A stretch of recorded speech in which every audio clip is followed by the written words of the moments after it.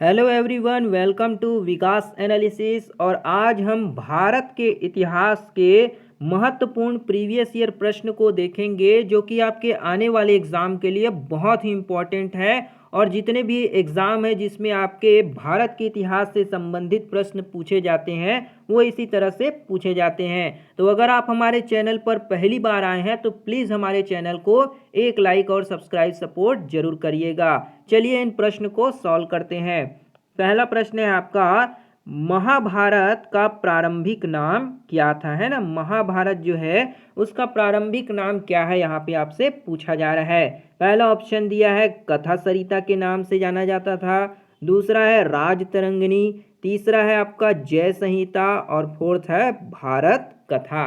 तो महाभारत का प्रारंभिक नाम क्या था, तो वो हो जाएगा आपका जय संहिता, है ना। प्रारंभिक नाम जय संहिता के नाम से जाना जाता है। महाभारत के बारे में कुछ अदर फैक्ट जान लेते हैं कि महाभारत जो है किसके द्वारा इसकी रचना की गई, तो महर्षि वेद व्यास द्वारा। किसके द्वारा? महर्षि वेद व्यास जी द्वारा जो है इसकी रचना की गई। दूसरा और पूछा जा सकता है कि महाभारत को किनके द्वारा जो है लिखा गया है ना। तो महाभारत को किनके द्वारा लिखा गया है, तो श्री गणेश जी के द्वारा लिखा गया है ना। गणेश जी द्वारा इसको जो है लिखा गया। तो इस पॉइंट को भी आप याद रखिएगा, है ना। तो यहाँ पे हमारा महाभारत का प्रारंभिक नाम क्या हो जाएगा, वो होगा आपका यहाँ पे जय संहिता। ऑप्शन नंबर 3 आपका जय संहिता यहाँ पे करेक्ट हो जाएगा। अगला प्रश्न देखते हैं। अगला प्रश्न है आपका, सिंधु घाटी सभ्यता में कालीबंगा निम्नलिखित में से किसके लिए प्रसिद्ध था, है ना। प्रसिद्ध है। तो सिंधु घाटी सभ्यता जो है कालीबंगा में जो क्षेत्र है वो किसके लिए प्रसिद्ध है, यहाँ पे पूछा जा रहा है। पहला ऑप्शन है आपका यहाँ पे चट्टान कटौती की वास्तुकला के लिए। दूसरा ऑप्शन है आपका मिट्टी के पात्र बनाने के लिए। तीसरा ऑप्शन है कपास की खेती के लिए। और चौथा है बंदरगाह के लिए। तो सिंधु घाटी सभ्यता में जो आपका कालीबंगा जो क्षेत्र है वो किसके लिए प्रसिद्ध है, तो इसका सही आंसर क्या हो जाएगा, तो सिंधु घाटी सभ्यता में जो कालीबंगा क्षेत्र है वो आपके मिट्टी के बर्तन, है ना। मिट्टी के जो बर्तन हैं उनको बनाने के लिए प्रसिद्ध था। तो यहाँ पे आपका ऑप्शन नंबर 2 जो होगा यहाँ पे करेक्ट हो जाएगा। क्या होगा, मिट्टी के बर्तन बनाने के लिए आपका कालीबंगा जो है वो प्रसिद्ध था, है ना। तो ऑप्शन बी आपका करेक्ट हो जाएगा। दोस्तों कमेंट करके बताइएगा कि ये जो कालीबंगा जो क्षेत्र है वो भारत में है कि पाकिस्तान में, है ना। आप कमेंट करके जरूर बताइएगा। अगला प्रश्न देखते हैं। अगला प्रश्न दिया है आपका यहाँ पे, जिस मशीनी पंडित, है ना, जिस मनीषी, है ना, मनीषी होगा, जिस मनीषी पंडित ने दक्षिण भारत का आर्यीकरण किया वे कौन थे, है ना। जो मनीषी पंडित थे दक्षिण भारत का जो आर्यीकरण किया वो कौन थे, यहाँ पे आपसे पूछा जा रहा है। पहला ऑप्शन है आपका याज्ञवल्क्य। दूसरा है वशिष्ठ। तीसरा है अगस्त्य। और चौथा दिया आपका विश्वामित्र। तो जिस मनीषी पंडित ने दक्षिण भारत का क्या किया है, आर्यीकरण किया है, वे कौन थे, तो यहाँ पे आपका सही आंसर क्या हो जाएगा, वो होगा आपका अगस्त मुनि, है ना। अगस्त मुनि थे जिन्होंने मनीषी पंडित के दक्षिण भारत का आर्यीकरण किया। तो यहाँ पे आपका अगस्त मुनि जो होगा आपका ऑप्शन नंबर 3 करेक्ट हो जाएगा।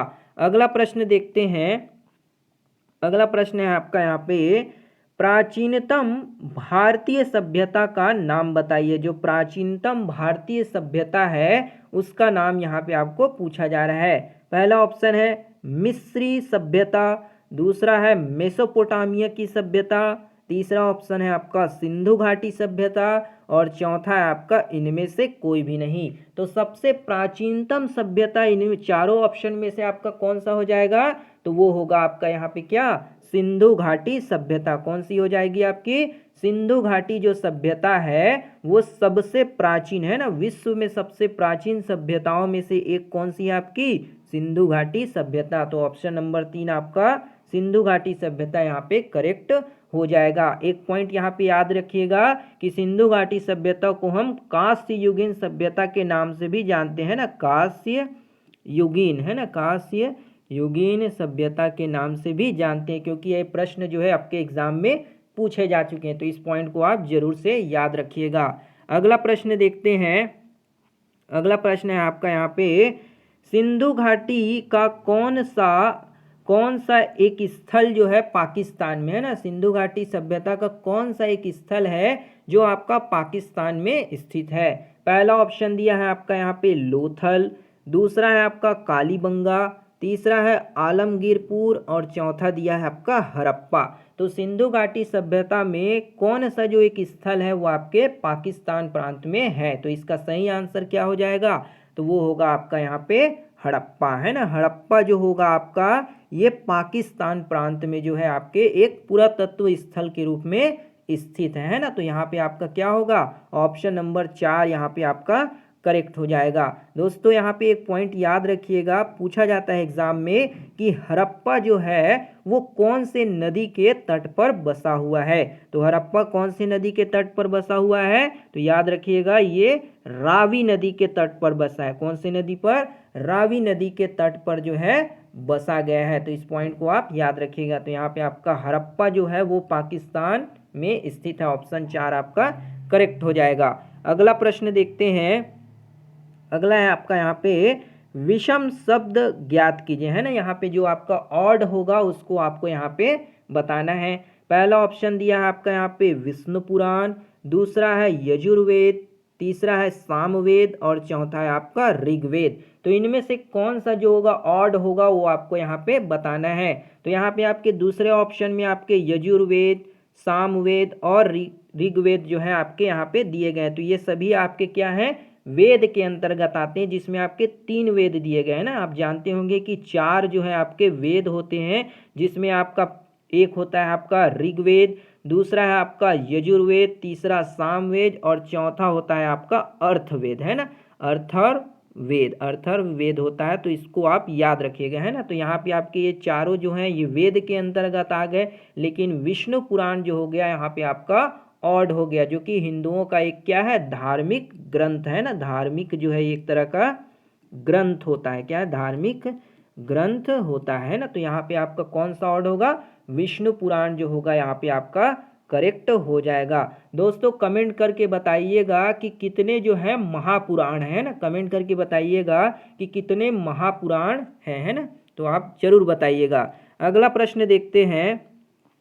अगला प्रश्न है आपका यहाँ पे, सिंधु घाटी की सभ्यता के लोग किसकी पूजा करते थे, है ना। जो सिंधु घाटी सभ्यता के लोग हैं वो किस भगवान की जो है पूजा करते थे, यहाँ पे आपसे पूछा जा रहा है। पहला ऑप्शन है विष्णु भगवान, दूसरा है पशुपति, तीसरा ऑप्शन है इंद्र भगवान और चौथा है आपका ब्रह्मा की। तो सिंधु घाटी सभ्यता के लोग जो थे वो किसकी पूजा करते थे, इसका सही आंसर क्या हो जाएगा, तो वो हो जाएगा आपका यहाँ पे पशुपति नाथ की पूजा करते थे, है ना। तो यहाँ पे आपका ऑप्शन नंबर 2 जो होगा पशुपति, वो क्या हो जाएगा, पशुपति नाथ की जो है उन्होंने पूजा करते थे। तो ऑप्शन नंबर 2 जो होगा आपका यहाँ पे करेक्ट हो जाएगा। अगला प्रश्न देखते हैं। अगला प्रश्न है आपका यहाँ पे, उपनिषद जो है वो क्या है ना, उपनिषद क्या है यहाँ पे आपसे पूछा जा रहा है। पहला ऑप्शन दिया है आपका यहाँ पे महाकाव्य है, दूसरा है कथा संग्रह, तीसरा ऑप्शन है हिंदू दर्शन का स्रोत और चौथा दिया है आपका कानून की पुस्तकें हैं। तो उपनिषद क्या है आपका, तो उपनिषद क्या होता है, तो यह जो होता है एक मूल पाठों का संग्रह होता है। क्या होता है, एक मूल पाठों का संग्रह होता है, जिसमें हिंदुत्व, है ना, क्या है, हिंदुत्व के कुछ मुख्य दार्शनिक अवधारणाओं के बारे में जो है बताया जाता है ना, जिसमें आपके वेद वेदांत ये सब के बारे में आपके देखने को मिलती है। तो यहाँ पे आपका सही आंसर क्या हो जाएगा, तो वो होगा आपका यहाँ पे हिंदू दर्शन के स्रोत हैं। तो ऑप्शन नंबर 3 हिंदू दर्शन के स्रोत जो होंगे वो उपनिषद के अंतर्गत आएंगे। तो ऑप्शन नंबर 3 आपका करेक्ट हो जाएगा। अगला प्रश्न देखते हैं। अगला प्रश्न है आपका, निम्नलिखित में से किस वेद में जादू, चमत्कार तथा मंत्र दिए गए हैं, ना। कौन से जो आपका वेद है जिसमें आपका जादू है, आपका चमत्कार, मंत्र से संबंधित जो है बातें कही गई है। पहला ऑप्शन दिया है आपका यहाँ पे ऋग्वेद, दूसरा है अथर्ववेद, तीसरा ऑप्शन है यजुर्वेद और चौथा ऑप्शन दिया है आपका यहाँ पे सामवेद। तो किस वेद में जो है आपका जादू, चमत्कार और मंत्र से संबंधित बातें जो है कही गई है? तो इसका सही आंसर क्या हो जाएगा? तो वो होगा आपका यहाँ पे अथर्ववेद, है ना। अथर्ववेद में जो है आपके जादू, वशीकरण, तंत्र मंत्र, इन सब के बारे में जो है बताया गया है। तो ऑप्शन नंबर 2 आपका अथर्ववेद क्या हो जाएगा यहाँ पे? करेक्ट हो जाएगा। अगला प्रश्न देखते हैं। यहाँ पे कौन सा वेद धार्मिक अनुष्ठानों से संबंध रखता है ना? कौन सा जो वेद है आपका यहाँ पे धार्मिक अनुष्ठानों से संबंधित है, पूछा जा रहा है। पहला ऑप्शन है आपका ऋग्वेद, दूसरा है यजुर्वेद, तीसरा है अथर्ववेद और चौथा है सामवेद। तो कौन सा वेद जो है आपके धार्मिक अनुष्ठानों से संबंध रखता है? तो वो हो जाएगा आपका यहाँ पे यजुर्वेद, है ना। यजुर्वेद जो है आपके धार्मिक अनुष्ठानों, है ना, धार्मिक विधियों, ये सबसे संबंधित रखने वाले वेद को हम क्या कहते हैं? यजुर्वेद के नाम से जानते हैं। तो ये थी दोस्तों आपके महत्वपूर्ण भारत के इतिहास से संबंधित प्रश्न, जो कि आपके आने वाले एग्जाम के लिए बहुत ही इम्पॉर्टेंट है। तो दोस्तों अगर आपको ये वीडियो पसंद आया हो, अगर वीडियो बढ़िया लगा हो, तो एक लाइक ज़रूर कर दीजिएगा, शेयर, सपोर्ट और सब्सक्राइब भी जरूर करिएगा। मिलते हैं अगली वीडियो में, तब तक के लिए जय हिंद, वंदे मातरम।